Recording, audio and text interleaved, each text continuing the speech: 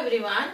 Now in this session we are going to discuss about the biology questions. These questions were asked in 2020 CDS exam. Okay. So now total almost 10 questions were asked in the 2021 in the CDS examination when it comes to the biology section. So 10 number बहुत बड़ा होता है. You cannot afford to lose the 10 questions in your CDS exam. So what we are doing here, we are analyzing the paper so that you can get an idea about the questions and types and patterns of the questions being asked in the previous year examination. So that would be very useful for you all. I already have mentioned the questions. Total 10 questions were asked. So now here total 7 questions I already have mentioned here. But the thing is that the questions were so easy.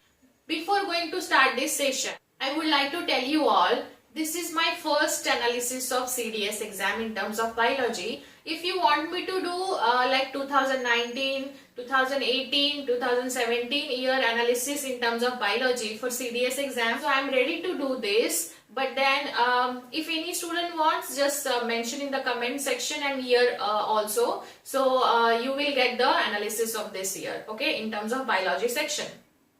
So now we'll start out with our first question. The first question is very, you can say, it's a very suitable for the current situation because corona का outbreak हो चुका है, corona pandemic बन चुका है. लेकिन here the first question is which of the following disease is not epidemic. So first we'll discuss the meaning of epidemic, then you can able to solve the first question. So what do you know about epidemic term? It is a disease that affect a large number of people within that community, population or region. Okay, so this means it's an epidemic. ठीक है? But then what do you understand by pandemic? Now here you can understand the difference between epidemic and pandemic. Pandemic is like it is an epidemic. ये epidemic होता है. Epidemic मतलब small region या population में होगा, वो area में होगा. But pandemic मतलब it is an epidemic that spread over multiple countries or continents. मतलब ये आपको याद रखना है. That is the basic difference between these two. Now here you have to understand pandemic disease. अगर पूछा आपको, ये पूछने के chances है इस साल एग्जाम में. As we all know, COVID-19 ये हर जगह पे है, world wide spread हो चुका है. So this comes under the pandemic situation. So यहाँ आपका क्या जवाब होना चाहिए? Cholera, malaria, smallpox and elephantiasis. ये सब के बारे में आपको पता हुआ. एलिफेंटाइसिस मतलब एलिफेंट फुट जिसको हम बोलते हैं, जिसमें लोअर एब्डोमेन स्वेल हो जाता है. ठीक है. So basically cholera, malaria and smallpox, these all are somewhere in the history ये एपिडेमिक रह चुके हैं. So these all 3 are the epidemic, but we have to find out which is not epidemic. Not होगा तो that would be answer. Elephantiasis would not be a, you can say, epidemic one. Now next question is which of the following animals has a 3-chamber heart? 3-chamber heart किसके, कौन से animal के पास होता है? So now here we have to understand when we are classifying the animals, जैसे हम classify करेंगे तो जैसे स्कॉलियोडॉन जो है ये एक्वाटिक होगा, मतलब ये पाइसेस में आएगा. So स्कॉलियोडॉन पाइसेस में आएगा, 2-chamber heart रहेगा. ठीक है. पिजन जो आएगा, पिजन एव्स में आएगा. Aves has a 4-chamber heart like us. Human also has a 4-chamber heart. ये mammals में आता है, ये mammals में आएगा. We also have a 4-chamber heart. And this salamander is an amphibian. Amphibian है तो it should have a 3-chamber heart. So यहाँ जैसे इसके साथ अगर आपको दूसरा example दे दिया, frog, right? So they are the amphibians one.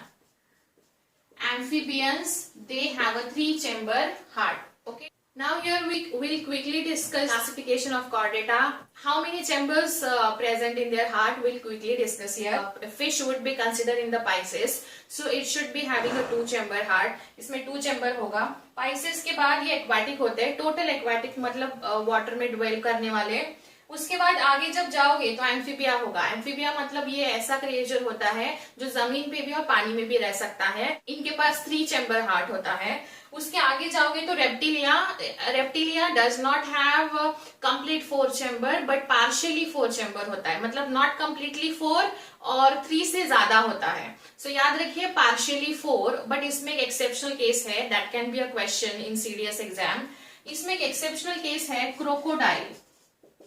Crocodile has complete 4-chamber heart. Crocodile के पास कंप्लीट 4-chamber है.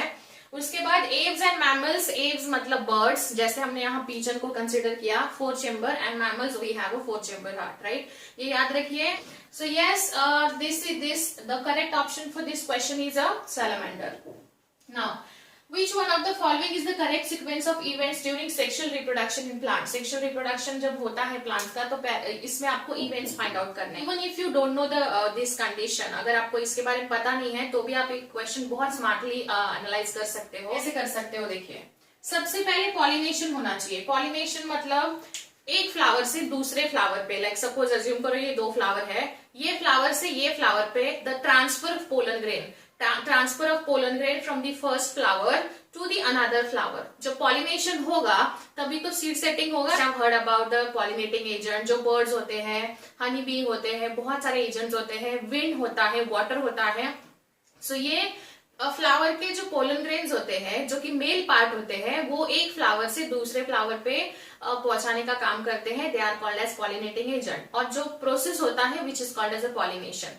पॉलिनेशन मतलब transfer of male reproductive part, मतलब pollen grains from the male flower to the female flower. ये stigma पे जाके shade होगा और यहाँ फिर फर्टिलाइजेशन होगा. ठीक है. सो ये मेल फ्लावर था, ये फीमेल फ्लावर है, यहाँ से पोलन ग्रेन जाएंगे, बट ये फ्लावर चल के नहीं जाएगा, ये कोई एजेंट होगा, जैसे हनी बी होगा या बीज होंगे या फ्लाइज होंगे, वो वहां उसको विजिट करेंगे फ्लावर को, फिर उनके लेग्स पे वो स्टिक हो जाता है, फिर वो इस फ्लावर को विजिट करेंगे, फिर इवेंचुअली वो वहां ड्रॉप हो जाएंगे और अगला प्रोसेस शुरू होगा.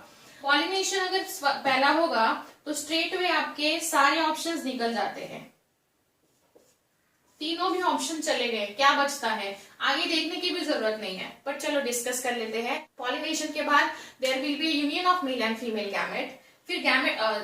फिर वो फर्टिलाइजेशन होने के बाद then there will be a formation of zygote after fertilisation, and then after that embryo formation होगा. सो ये मैं एक CDSE का एक प्लेलिस्ट का लिंक शेयर कर रही हूँ डिस्क्रिप्शन बॉक्स में. 10 क्वेश्चंस को लगने वाली इंफॉर्मेशन है बायोलॉजी से, कॉन्सेप्चुअल इंफॉर्मेशन है, वो आपको उस प्लेलिस्ट में मिल जाएगी. Okay. So now this B is correct for this one. Next, which one of the following is the energy currency of this our body? Energy currency, जैसे हर कंट्री का एक करेंसी होता है, वैसे ऑलवेज रिमेम्बर हमारी बॉडी की currency होती है, and which is nothing but the ATP. ATP होता है. सो ग्लूकोज नहीं है, ग्लूकोज से एटीपी बनता है. सो एटीपी मतलब एडिनोसाइन ट्राइफॉस्फेट. इसका भी स्ट्रक्चर है डिटेल में, उस प्लेलिस्ट में जाके देखोगे तो आपको पता चल जाएगा. Next, which one of the following is the first enzyme to mix with the food in the digestive tract? Digestive tract, ये भी डाइजेशन का वीडियो वहां है, वहां जाके देख सकते हो. सो डाइजेस्टिव ट्रैक्ट मतलब हमारा माउथ से शुरू होता है, इनस पे खत्म होता है. सो डाइजेशन जब हम खाना बाइट लेते हैं फूड का तभी शुरू हो जाता है. So yes, that would B amylase. Amylase is an enzyme, it is secreted by the salivary gland. ठीक है. सो amylase would be correct in that case. Which one of the following cell organelle contains DNA? ये भी उस playlist में है, ये information आपको मिल जाएगी. So mitochondria would have its own DNA, बाकी किसी के पास नहीं होगा. ठीक है. Mitochondria, chloroplast and nucleus. Okay. Now, which of the following endocrine gland is not found in the pairs of human? कौन सी ऐसी ग्लैंड है जो कि पैर में नहीं होती है? तो ओवरी पैर में होता है. Female has a pair of ovary, male has a pair of testes. So ये पैर में होता है. Adrenal gland ये किडनी पे होता है. Adrenal gland is situated on the kidneys. और किडनी कितनी होती है हमको? 2 किडनीज होती है. सो यहाँ आपको याद रखना है पिट्यूटरी ग्लैंड. पिट्यूटरी ग्लैंड हमारे ब्रेन में होती है, which is a master gland for our body, which works like a master gland for our body, जो कि सारे हार्मोन सिक्रीट करती है, most of the hormone. So pituitary gland हमको एक ही है. So this is the correct option for this question. So pituitary gland would be the correct one for this question. Now we'll discuss remaining 3 questions. Now for 8th question is, which one of the following is the correct sequence of organs that occur in the path of urine flow in the human body? Now directly ये question है human excretory system से. तो this is our excretory system, basic excretory system का diagram है ये. Now here you can see ये pair of kidney है, pair of ureter.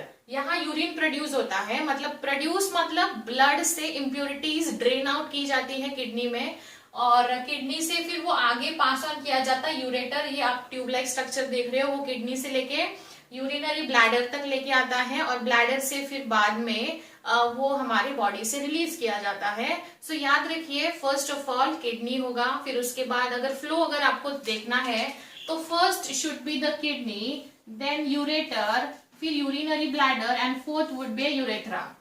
Right, ये डायग्राम चाहे तो नोटबुक में ड्रॉ करके रखिए। सो आपको यहाँ क्या नजर आ रहा है, कौन सा ऑप्शन सही हो सकता है, kidney, ureter, urinary bladder, urethra. So this would be a correct. Always remember kidney के बाद यूरेटर होता है, it's a tube like structure which has to only carry the urine from the kidney to the urinary bladder. Urinary bladder temporary urine को store करके रखता है, urethra से वो हमारे बॉडी से बाहर रिलीज किया जाता है। Right? So first option is correct in that case. Now second is who among the following scientists introduced the concept of immunization to the medical world? So basically now see Robert Koch, Robert Hooke and Carl Linnaeus. ये अगर आपने मैं जो playlist बोल रही हूँ उसमें हर एक का अलग अलग रोल दिया हुआ है। Robert Hooke first discovered the cell, Carl Linnaeus discovered the two kingdom classification system. So Edward Jenner पढ़ा होगा स्कूल लाइफ में आपने। This is the correct option for this question, so this would be correct. Next, which one of the following is not a type of commercial agriculture? Commercial मतलब आपको meaning पता होगा, ये business point of view से किया जाता है। So dairy farming, grain farming and livestock ranching, these are the types of commercial you can say agriculture, but this is intensive subsistence agriculture is not the type of agriculture, commercial agriculture. You have to find out what is this intensive subsistence agriculture, okay? And let me know, ये आपका homework है, take it as a homework. So now in a way we have discussed the 10 question from 2020 in CDS exam.